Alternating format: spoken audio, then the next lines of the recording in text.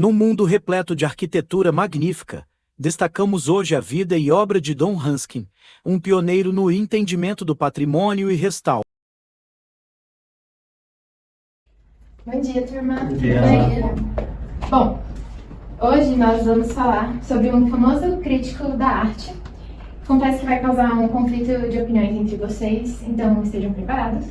Nós iremos tratar sobre o legado duradouro de John Ruskin e como suas ideias moldaram a história da arte. Mas, professor, ele teve algum impacto direto nos movimentos artísticos?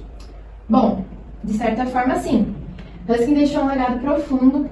Um exemplo são as suas críticas à industrialização, expressas em obras como Pedras das Catedrais, que inspiraram o movimento Artes e Ofícios, que defendiam a qualidade artesanal em meio à produção em massa. E como isso se reflete hoje?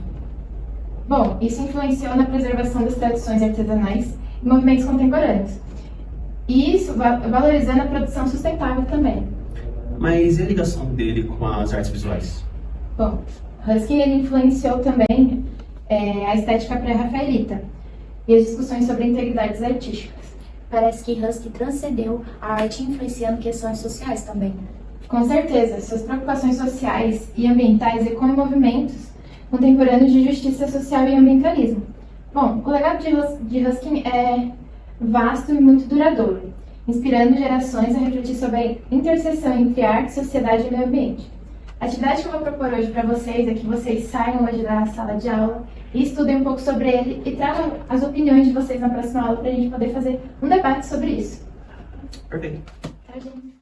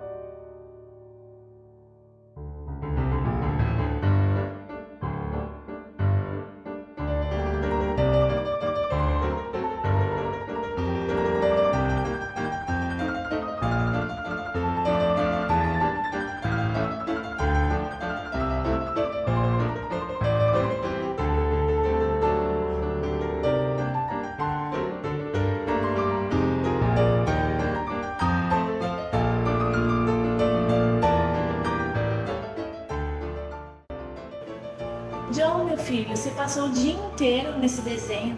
Você não acha que deveria dedicar um pouco mais de tempo aos estudos? Mas mãe, eu já estudei a manhã toda e a arte também é uma forma de educação. Margaret, o garoto tem um ponto. Ele ergueu o amor das artes através de nós. Como está o desenho, meu filho? Eu estou tentando desenhar exatamente o que eu vi no outro dia, mas tá bem difícil. O que você acha da gente visitar novamente a galeria para refrescar sua memória? Sério, pai? Eu gostaria muito de ver as pinturas italianas novamente. Eu acho que uma piada da Itália seria uma boa para todos nós, além de apoiar o seu amor pela arte.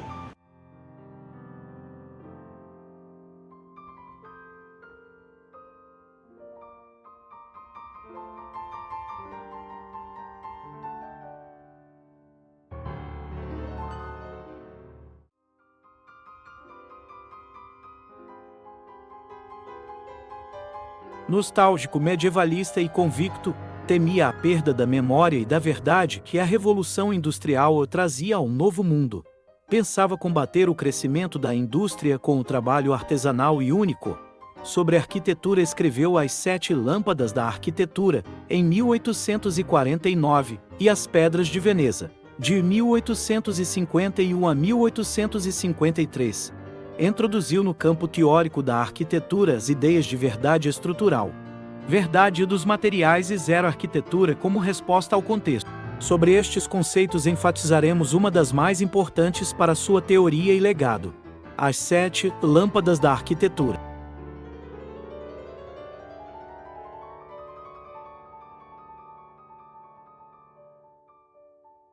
De acordo com John Basker, os princípios básicos da arquitetura são o sacrifício, a verdade, poder, beleza, vida, memória, obediência, onde desses princípios surgiu então as 7 lâmpadas da arquitetura. Esta obra é um ensaio, escrito em 1849, como forma crítica de arte e sociedade, que propõe 7 princípios fundamentais para a prática da arquitetura a fim de restaurações. Como um resumo de cada uma desses princípios que o chama de lâmpadas, trazendo um grande marco para a discussão sobre a importância do restauro, temos lâmpada da verdade, exibir as qualidades dos materiais e o aspecto das estruturas.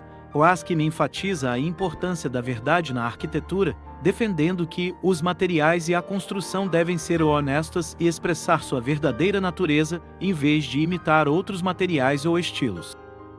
Lâmpada do poder, possibilidade de inspirar os homens e dar hierarquia e memória aos espaços urbanos.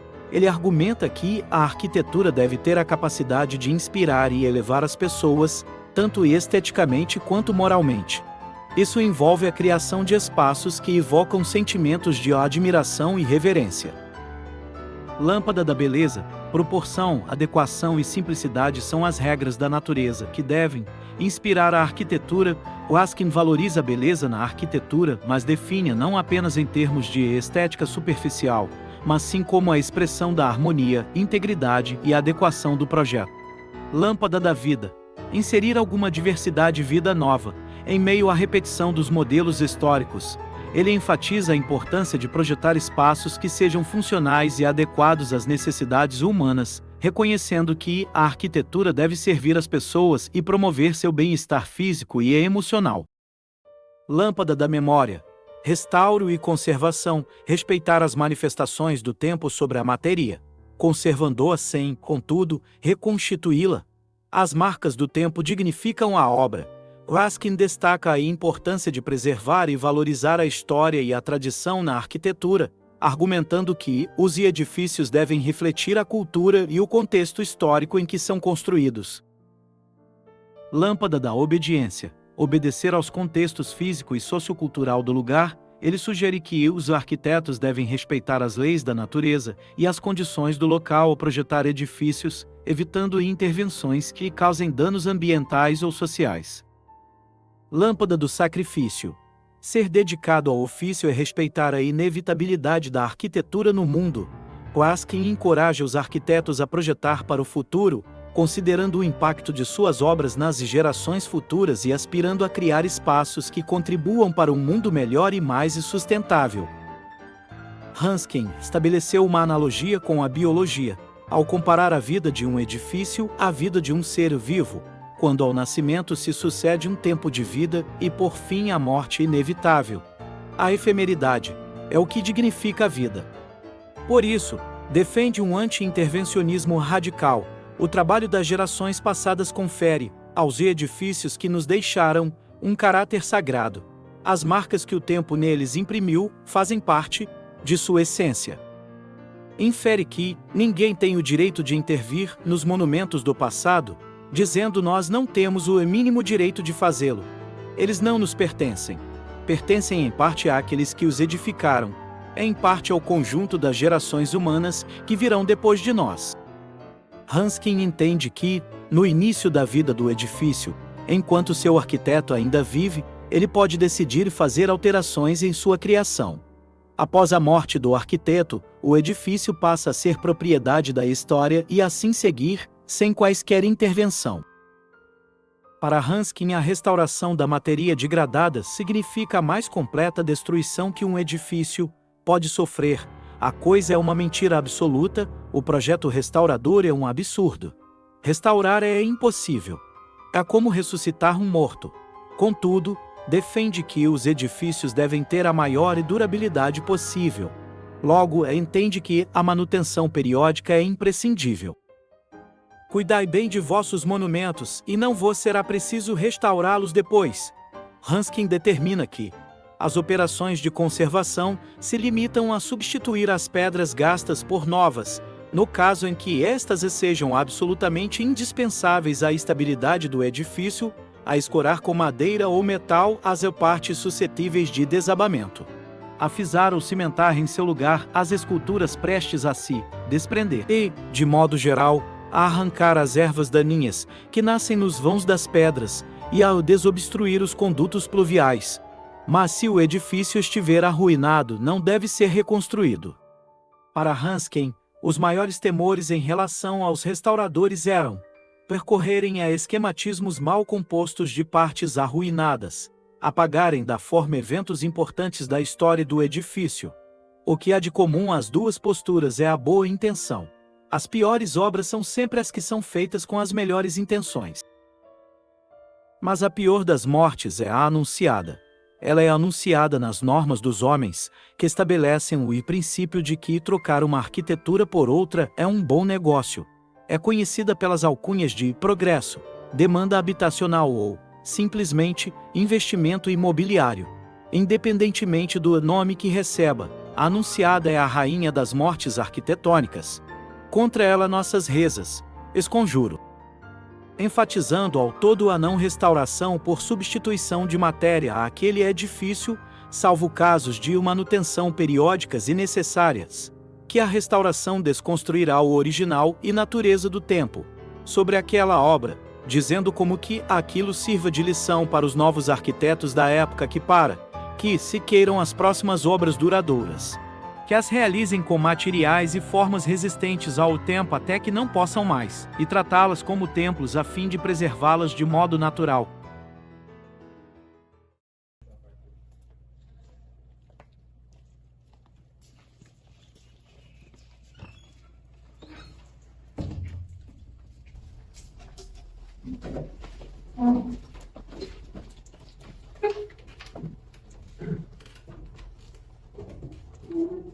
Bom dia, turma. Bom dia. Como vocês estão? Bem. Eu espero que todos estejam bem. Espero que tenham estudado a respeito de John Ruskin, sobre seus ideais. E vamos debater um pouquinho sobre isso hoje. Então, Pedro, por favor, você pode começar? Professor, eu pesquisei muito sobre ele. Estava na biblioteca e vi como que Ruskin usava a arte para melhorar a sociedade. Ele achava que a arte refletia os bons valores da sociedade. Mas isso foi no século XIX. Hoje a tecnologia domina. Como que Ruskin se encaixa nisso? Ruskin valorizava a natureza e a mão humana da arte. Acredito que ele questionaria nosso desligamento da tecnologia. Certo, mas ele ensinou como posso dizer, a importância de realmente apreciar a beleza ao nosso redor. É algo que a gente perde totalmente com a tecnologia de hoje em dia. Eu entendo o valor que vocês veem em Ruskin, mas eu discordo profundamente. Em uma era de avanço tecnológico, as ideias dele parecem meio ultrapassadas. Mas não é exatamente esse o ponto. Certo, o ser humano, o natural em si, é um meio tecnológico. A questão é, progresso não espera. Ruskin, ele criticava a industrialização. Mas olha ao redor, a tecnologia nos trouxe avanço. Aderir cegamente à ideia dele pode nos atrasar. Então você acha que Ruskin não tem nada a oferecer para a nossa compreensão atual da arte? Eu não estou dizendo que ele não tinha pontos válidos, mas priorizar a arte, em uma era de domínio de tecnologia, precisamos olhar para frente e não para trás. Bom, vejo que Ruskin causou um conflito entre vocês. Fico muito feliz de vocês terem estudado mais a fundo sobre o assunto e trago esse debate para a nossa aula. John Ruskin, crítico social do século XIX, defendia a ideia de que a arte deveria refletir os valores e virtudes de uma sociedade, valorizando a qualidade artesanal e a conexão com a natureza. No entanto, suas ideias eram vistas por alguns como visionárias e por outros como idealistas demais ou desconectadas da realidade moderna, especialmente com o avanço da industrialização e da tecnologia. Essas divergências refletem diferentes perspectivas sobre o papel da arte e da sociedade, gerando debates contínuos sobre a relevância de suas ideias nos dias de hoje. A busca pela verdadeira beleza e equilíbrio entre tradição e progresso continua a ser um tema de debate, onde a diversidade de opiniões enriquece a reflexão sobre o papel da arte e da tecnologia em nossa sociedade.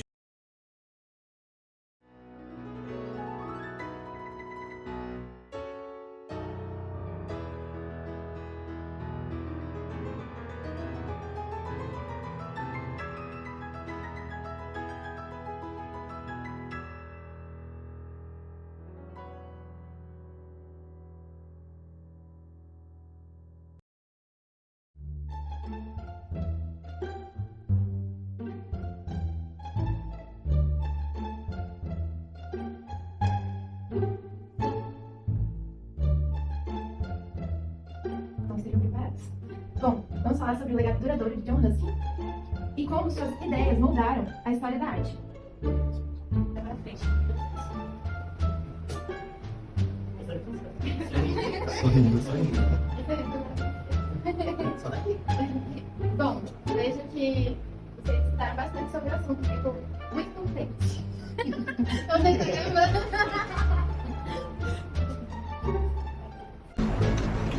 Bom dia, turma. Tudo bem? Ah, gente, peraí. E a gente falou bom dia antes de você. Pegou o amor das artes por nós. Agora de nós. Então, desenho. Margaret.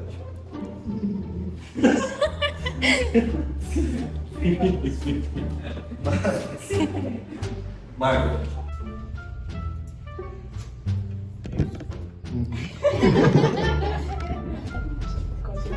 These are his. Margaret.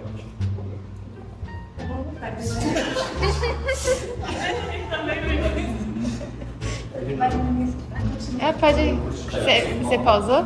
Não, você não. Ah, tá, então pode ir. O chão não vai parar, é a regra da coisa de teatro. Esse é o desenho. Ah, eu tô tentando.